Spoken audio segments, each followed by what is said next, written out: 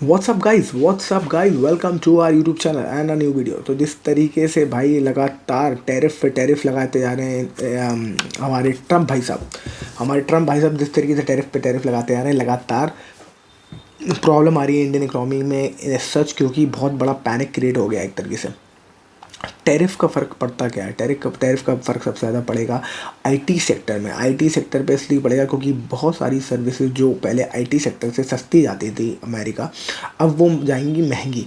और क्योंकि जब इंडिया पे जब वो आईटी सेक्टर पे टैरिफ लगाएगा तो क्योंकि हम सबसे बड़ा जो व्यापार करते हैं वो आईटी का करते हैं, तो आईटी की सर्विसेज हमारे सबसे ज़्यादा इंडिया से बाहर जाती है, खासकर अमेरिका। अब ये सबसे बड़ी प्रॉब्लम आएगी क्योंकि उसके अलावा हम करते हैं फार्मास्यूटिकल्स भी भेजते हैं हम यहाँ से, हम टेक्सटाइल्स भी भेजते हैं, हम ये सब भी भेजते हैं। पर आईटी में बहुत बड़ा धक्का लगा है जिस तरीके से ट्रम्प एकदम अड़े हुए हैं अपने बात पर कि हम तो टैरिफ पे टैरिफ ठोकेंगे ही ठोकेंगे। तो इसी तरीके से जो आज पिटाई हुई है, अगर आप देखो तो सारे स्टॉक्स की पिटाई हो गई है आज। आईटी के सेक्टर के स्टॉक धक्के खा रहे हैं और मेजॉरिटी वो वाले स्टॉक तो बहुत बड़े धक्के खा रहे हैं जो कि बड़े बड़े दिग्गज हैं। तो अगर हम कोशिश करें समझने के लिए कौन कौन से स्टॉक आज देखें जो पिटाई खा रहे हैं अभी रिसेंटली राइट नाउ, वो है इन्फोसिस। 4.5% डाउन आज की तारीख में इन्फोसिस एक ही दिन में 4.5% गिरा है। अब देखें तो इन्फोसिस का एक बार देख लेते हैं इन्फोसिस को क्या अभी कहानी चल रही है। इन्फोसिस का स्टॉक का प्राइस टू अर्निंग रेशियो हो गया 23, विच इज़ नाउ क्वाइट ठीक ठाक राइट। अब देखो जरा प्राइस हो गया इनका 1598 रुपये। आर ओ ई बहुत ही तगड़ी है 40% और आर ओ ई 31.8%।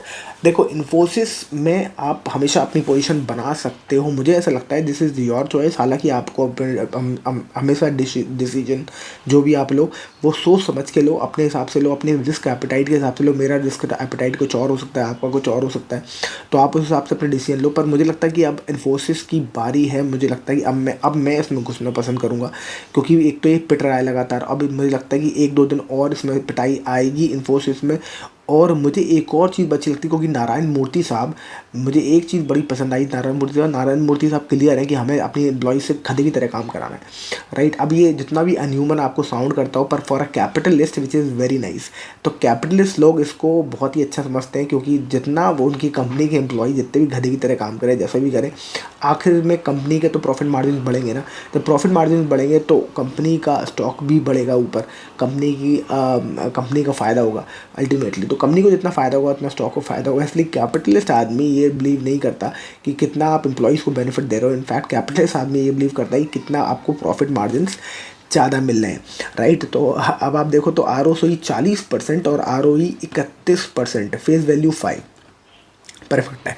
अब आप देखो तो इसका हाई जो बना था वो बना था 1999 रुपये का तकरीबन जो बना था आपका, भगवान भला करे, 16 दिसंबर को, 16 दिसंबर 2024, आज से तकरीबन 1 साल पहले। तब से नीचे गिरता चला आ रहा है ये स्टॉक और लगातार गिरता गिरता आज तो उसने हद ही कर दी गिरने की, 4.5% गिर गया।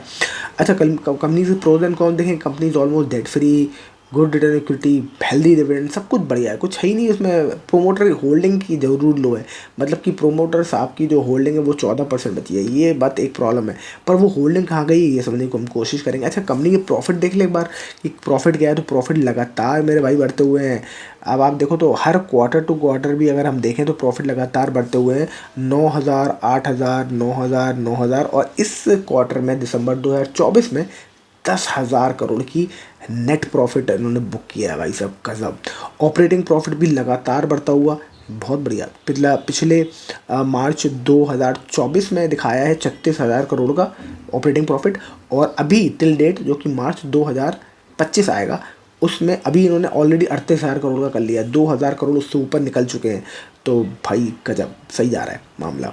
तो ये प्रॉफिट पे तो कंपनी बढ़िया प्रॉफिट कर रही है कंपनी, तब भी इसका स्टॉक पिट रहा है। और ये बढ़िया चीज़ है, अगर इसका स्टॉक पिट रहा है तो मुझे लगता है ये बहुत ही अच्छा टाइम हो सकता है खरीदने के लिए। अच्छा, एक और चीज़ देखो, कमाल की बात है, इसमें पब्लिक अब निकल चुकी है।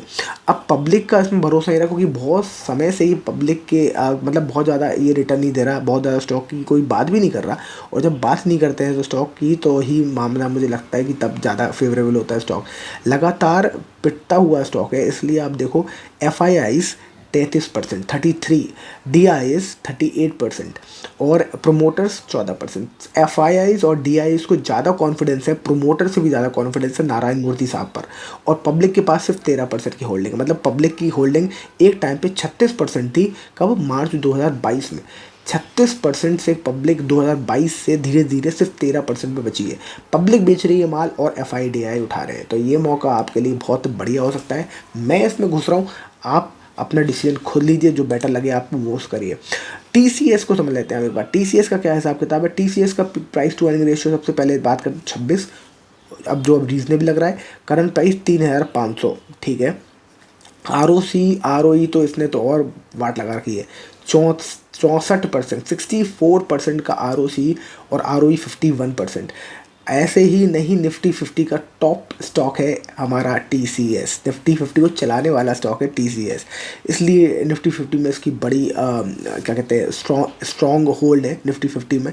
इंडेक्स अगर ये गिरता है तो इंडेक्स गिर जाता है, राइट। अब हम इसको समझने की कोशिश करते हैं, इसका चार्ट कहाँ है भाई? तो ये चार्ट तो ये बता रहा है कि 4500 रुपये का हो गया था ये अगस्त 2024 में। सेम वही, तब से वो गिर रहा है, जब से ये गिर रहा है, राइट। इन्फोसिस का भी हाई तभी लगा था, उसका सितंबर में हाई लगा था, इनका अगस्त में लगा है। और उसके बाद से ये भी गिरते हुए 4500 रुपये से अभी ये गिर गिर के 3500 रुपये हो गया, मतलब 1000 रुपये डाउन है।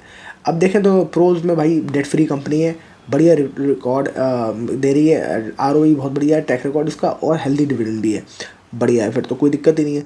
अब इसमें एक बार हम क्वार्टरली प्रॉफिट देखें, बढ़ रहे हैं लगातार, वेरी गुड। तो 17,000, 16,000, अब फिर 17,000 पहुँच गया है, ठीक है। ऑपरेटिंग प्रॉफिट सही आ रहा है, ऑपरेटिंग प्रॉफिट बढ़ रहा है, 53,000, 59,000, 64,000 और इस साल 67,000 टिल डेट, जो अभी आई नहीं है 31 मार्च पर, वो 67,000 पहुँच चुका है। पिछले साल 64,000 करोड़ का प्रॉफिट था, इस बार 67,000, तो ऑलमोस्ट 3,000 करोड़ निकल चुका है नेट प्रॉफिट पे पिछले साल से।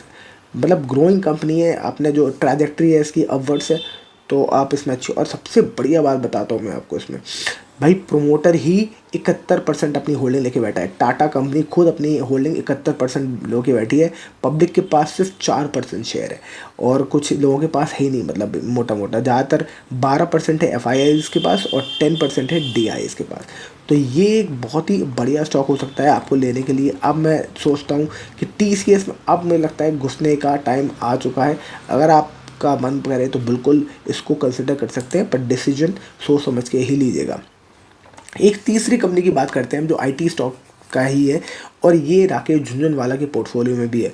इसका नाम है बिरला सॉफ्ट। बिरला सॉफ्ट एक कंपनी है जो कि अभी राइट नाउ है 392 रुपये पे, 392 प्राइस है इसका। स्टॉक का price to earning ratio 19, P सस्ता है, ROC 29, ROE 22, ये बढ़िया है। 10,000 करोड़ का मार्केट कैप है इसका, तो ROC ROE भी बढ़िया ही दिख रहा है, 29, 22 इज़ गुड एज पर ए स्मॉल कैप कंपनी।